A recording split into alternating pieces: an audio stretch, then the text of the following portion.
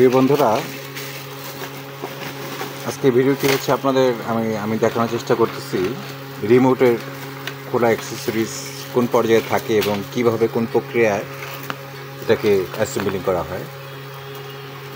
আপনার স্ক্রিনে দেখতে পাচ্ছেন এটার মাদারবোর্ডটা, রিমোটের একটা মাদারবোর্ড। এটা হচ্ছে কিপ্যাড অংশ, এটা হচ্ছে আপনার পিছনের পার্ট, ব্যাক পার্ট আর কি। এটা হচ্ছে পূর্ণাঙ্গ একটা রিমোট, দেখতে পাচ্ছেন আপনারা। এই প্রক্রিয়া আর কি আমাদের রিমোটগুলোর কোনো অ্যাক্সেসরিজ, যেটা একটা পূর্ণাঙ্গ রিমোটে রূপ নেয়।